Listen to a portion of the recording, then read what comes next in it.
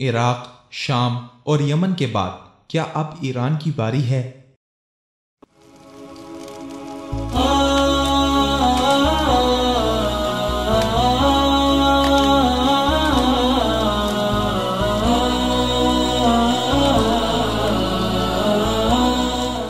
بھوک اور افلاس کے سامنے دنیا کے کسی قانون اور کسی طاقت کا کوئی بس نہیں چلتا۔ انقلاب فرانس سے لے کر تیونس سے شروع ہونے والی عرب بہار تک ہر جگہ بڑی بڑی حکومتوں اور طاقتوں کو اسی بھوک اور افلاس نے دھڑن تختہ کیا ہے۔ 28 دسمبر 2017 سے تاحال ایران میں بھی بھوک اور افلاس کے ستائے لوگ ایرانی حکومت کے خلاف سراپائی احتجاج ہیں، جو ہر روز صبح سے شام تک سڑکوں پر نکل کر ایرانی حکومت سے اپنی غربت اور بھوک کا حساب مانگ رہے ہیں۔ ایران کے 40 سے زائد چھوٹے بڑے شہروں میں نکلنے والے ان احتجاجی مظاہروں میں حکومت وقت سے مطالبہ کیا جا رہا ہے کہ ان کی دولت کو کیوں عراق، شام، لبنان اور یمن میں خانہ جنگی کی نظر کر دیا گیا۔ اب تک کی اطلاعات کے مطابق ان مظاہروں میں شدت بڑھ رہی ہے اور درجن سے زائد لوگ ہلاک اور کئی زخمی ہو گئے ہیں۔ حکومت ایران کی طرف سے مظاہرین کو روکنے کے لیے بھرپور طاقت کا استعمال کیا جا رہا ہے۔ سوشل میڈیا سمیت الیکٹرانک اور پرنٹ میڈیا پر بھی پابندیاں لگائی جا رہی ہیں۔ مغربی ذرائع ابلاغ بھی جانبداری کا مظاہرہ کر رہے ہیں۔ سوال یہ ہے کہ آخر ایرانی حکومت نے ایسا کیا کر دیا جس پر ایران کی عوام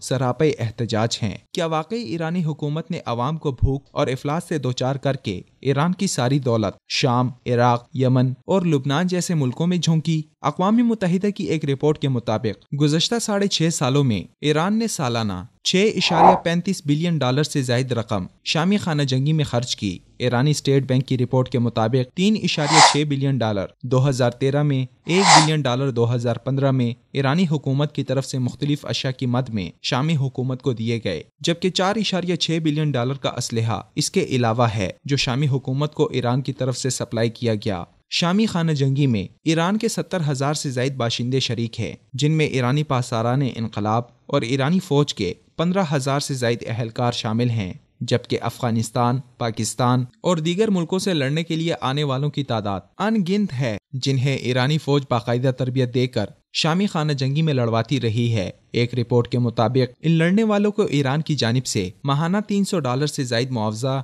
رہائش، سفری ضروریات اور ہتھیاروں کی مد میں بے پناہ تعاون دیا جاتا ہے، جبکہ مرنے والوں کے لواحقین کو $5,000 سے زائد کا معاوضہ ملتا ہے۔ یہ وہ رقم ہے جو صرف فوجی اخراجات کی مد میں ایران نے شامی خانہ جنگی کے دوران صرف کی، جبکہ اربوں ڈالر اس کے علاوہ ہیں جو ایران نے شام میں انفراسٹرکچر اور دیگر منصوبوں پر خرچ کرنے کے لیے بشار الاسد حکومت کو دیے۔ شامی خانہ جنگی میں 3,000 سے زائد ایرانی پاسداران انقلاب اور دیگر ایرانی فوج کے لوگ مارے گئے، جن میں بڑے بڑے جنرل اور بریگیڈیئر بھی شامل ہیں۔ شامی خانہ جنگی میں ایران کی خرچ کی گئی مالی و افرادی قوت کے مختصر جائزے کے بعد اگر عراق، یمن جنگ اور دیگر ملکوں میں ایران کے حمایت یافتہ اور بنائی گئی تنظیموں جیسے حزب اللہ، حوثی ملیشیا وغیرہ کو دی جانے والی امداد کا تخمینہ لگایا جائے تو وہ شامی خانہ جنگی سے کئی گنا زیادہ بنتا ہے۔ ایک رپورٹ کے مطابق صرف حزب اللہ کو ایرانی حکومت کی طرف سے سالانہ $60 ملین سے $1 بلین تک براہ راست امداد ملتی ہے۔ اس کا اقرار حزب اللہ کے ذمہ دار حسن نصر اللہ نے بھی ایک ویڈیو کلپ میں کیا، جبکہ اقوام متحدہ اور بین الاقوامی اداروں کے مطابق یمن میں حوثی ملیشیا کو 2015 سے اب تک اسلحہ اور مالی تعاون سارا کا سارا ایران سے مل رہا ہے۔ عراق میں اگرچہ اعلانیہ ایران 2014 کے بعد داخل ہوا، مگر امریکہ کی عراق پر مسلط کی جانے والی جنگ کے بعد عراق میں 1 لاکھ سے زائد ایرانی باشندے اور دیگر ملکوں سے آئے ایران کے تربیت یافتہ لوگ گزشتہ کئی سالوں سے لڑ رہے ہیں، جن کے اخراجات کا بوجھ ایران اٹھا رہا ہے۔ عراق میں براہ راست ایرانی فوج کے علاوہ ایران کی حمایت یافتہ چند ایسی تنظیمیں ہیں جنہیں ماہانہ کئی ملین ڈالرز دیے جاتے ہیں۔ برطانیہ کے مشہور اخبار گارڈین کے مطابق اصائب اہل الحق نامی عراقی ملیشیا، جسے 2006 میں بنایا گیا اور اسے عراقی حکومت کی بھرپور سپورٹ حاصل ہے، یہ ملیشیا 2014 سے پہلے تک ماہانہ $2 ملین کے لگ بھگ ایران سے وصول کرتی رہی ہے۔ عراق میں ایرانی فوج کے کیپٹن، کرنل، بریگیڈیئر جنرل تک مارے گئے ہیں، جن میں قدس فورس کا 55 سالہ بریگیڈیئر جنرل حمید تقوی، سپاہی پاسداران انقلاب نامی ایرانی فوج کا دوسرا بریگیڈیئر جنرل خیر اللہ احمدی سمیت 43 کے قریب بڑے بڑے عہدیدار مارے گئے، جبکہ مارے جانے والے عام ملیشیا اور تنظیموں کے لوگ ان کے علاوہ ہیں۔ ان حقائق کو سامنے رکھتے ہوئے ایران میں شروع ہونے والے احتجاجی مظاہروں کا جائزہ لیا جائے تو یہ بات سامنے آتی ہے کہ ایران میں غربت اور افلاس کی وجہ ہی سے مظاہروں کی نوبت آئی، کیونکہ ایرانی حکومت نے اپنی عوام کی خدمت سے زیادہ بیرونی جھگڑوں میں ایران کی دولت کو لٹا دیا، جبکہ دوسری طرف احتجاجی مظاہروں کے دوران بعض مظاہرین نے مرگ بر خامنائی، مرگ بر حسن روحانی کے نعرے بھی لگائے، جبکہ کچھ لوگوں نے موجودہ ایرانی حکومتی نظام کے خلاف بھی احتجاجی نعرے لگائے۔ اب سوال یہ ہے کہ ان مظاہروں کا اصل ہدف کیا ہے؟ کیا عرب بہار کی طرح ان مظاہروں کی آڑ میں کہیں تیونس، لیبیا، مصر،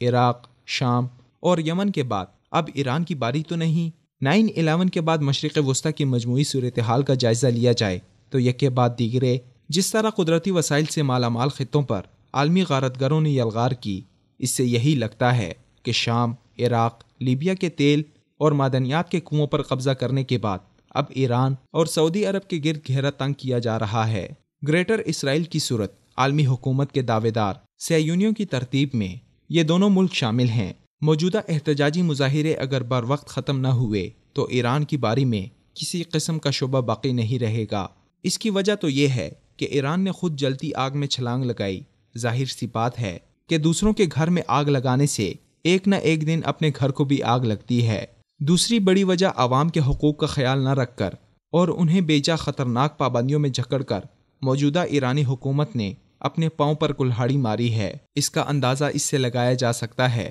کہ ایرانی دارالحکومت تہران میں سنیوں کے لیے ایک مسجد تک بنانے کی اجازت نہیں۔ اب یہ ایران پر منحصر ہے کہ وہ کس طرح اپنے اعمال کا محاسبہ کرتا ہے اور ایران کو بڑی تباہی سے بچاتا ہے۔ اگرچہ مغرب کی ابھی تک یہ خواہش ہے کہ ایران کا موجودہ نظام حکومت برقرار رہے، کیونکہ ان کی ترتیب کے مطابق پاکستان، ترکی اور سعودی عرب کو اس نظام کے ذریعے شکار کرنا آسان ہے۔ بہرحال اب بھی وقت ہے کہ شام، عراق، لبنان، یمن کے خانہ جنگیوں اور دیگر ملکوں میں پراکسی وار سے ایران خود کو الگ کر کے نئے سرے سے اسلامی دنیا کے ساتھ برابری کی سطح پر تعلقات کو مضبوط کرے۔ اس کے ساتھ ساتھ اپنی عوام کو خوشحال کرنے کے لیے جبر و استبداد اور روایتی تفریق اور فرقہ واریت کا خاتمہ کر کے ملکی امن و امان کو مستحکم کرے، ورنہ اگر موجودہ حالات پر قابو نہ پایا گیا تو عالمی غارتگروں نے جس طرح صدام حسین، معمر القذافی، علی عبداللہ صالح، حسنی مبارک اور بشار الاسد جیسے طاقتور حکمرانوں کی ناک رگڑوائی،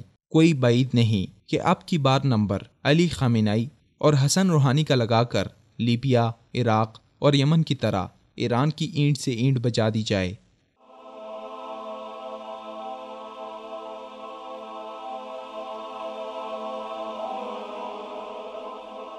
ایمان کی کرن، ہدایت کی شمع، وصال اردو۔